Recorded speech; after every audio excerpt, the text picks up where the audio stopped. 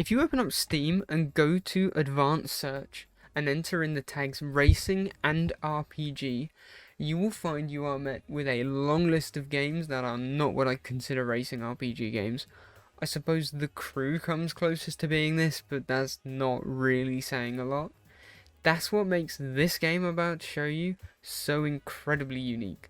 Road Trip Adventure is part of the Choro Q franchise, which has a surprisingly exhaustive list of games, even old ones that I've heard of and never even associated with this game, such as Penny Racers. What makes this particular game so special, though, is that it's the only one I've actually played, and therefore I can't comment on the other ones. That and the fact that this game really is a true racing RPG. Fully explorable open world, NPCs with dialogue, secrets to discover, RPG style upgrade progression, side quests, and all of it is not exactly peak gaming, but it is so unique and charming that I can't help but love it so much that I consider it one of my personal hidden sleeper gems from the PS2 era. As with many obscure games, this one comes packed with obscure game mechanics, such as the ability to name the currency that will be used during your playthrough of this game. I'm an incredibly mature person, so as you can see, I came up with a very unique and creative name for my currency, and absolutely didn't giggle about it like a child. One of the most incredible parts of this game is its absolutely immaculate storytelling.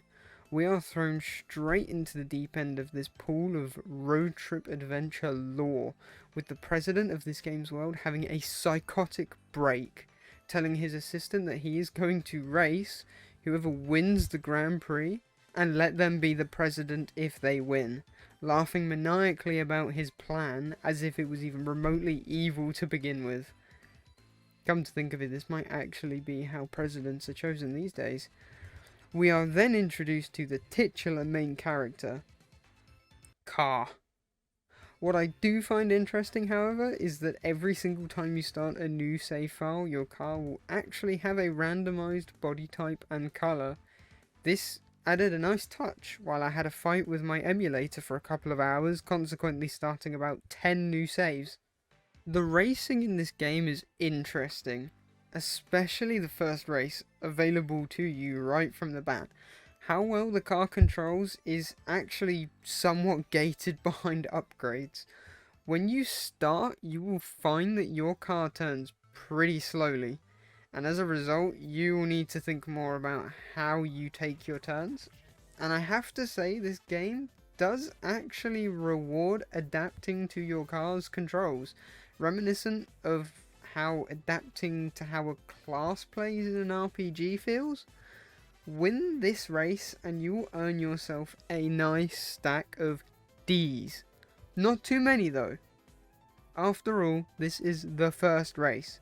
It will be enough to buy your first upgrade, however.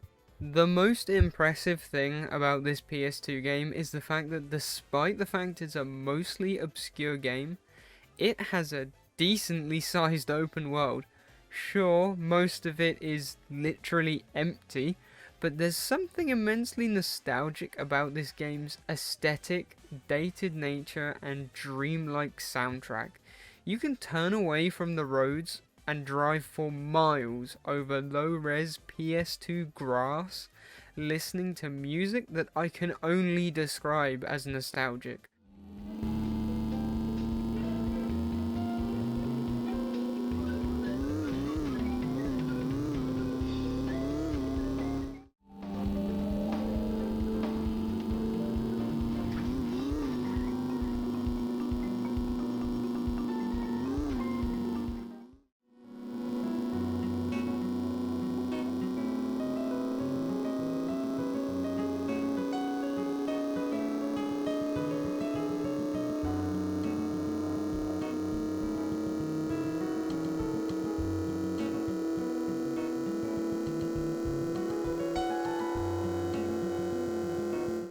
I can't tell if this is just due to the fact I've played this game as a child, but I didn't play it that much, and every track just feels nostalgic and somewhat uncanny. It almost feels like an audio counterpart to Liminal Spaces, which is a strangely good way to describe this game. Overly empty, but strangely endearing.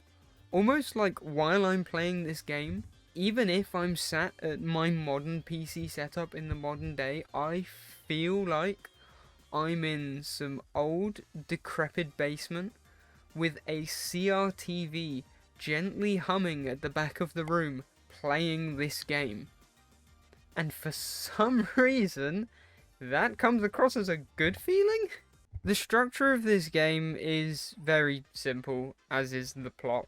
You beat all the C-class races to unlock a B-class license. Then you can do all the B-class races to get an A-class license. And then once you've done all the A-class races, and you can do the Grand Prix and win it, you can then beat the president in a race to become president. Probably. I haven't actually ever finished this game, though I do fully intend to. But I can't see any major plot twists here. I did write this before beating it, and this video may even go out before I've beaten it, because I have the patience of a lemon.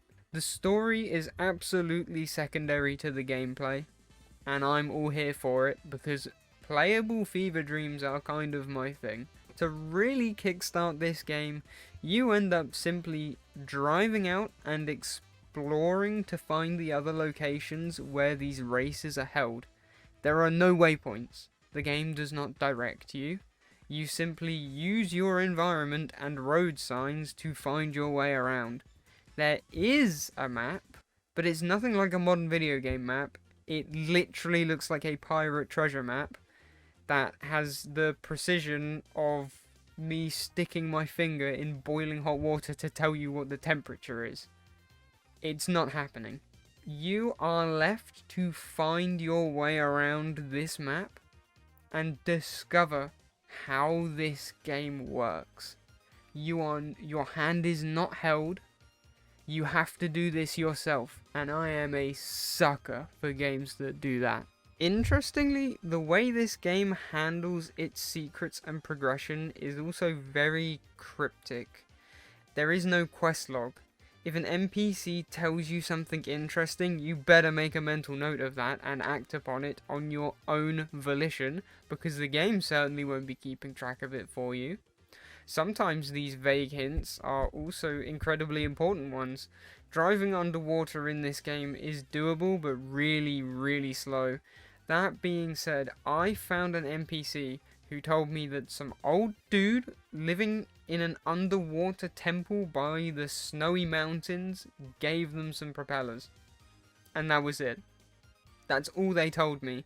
So I decided to just follow their information, and I drove around in the ocean, circumventing the entire island until I finally found it. The temple that some random ass NPC was talking about. And the guy gave me my first propellers and a pair of wings to navigate the ocean quicker and glide a little further.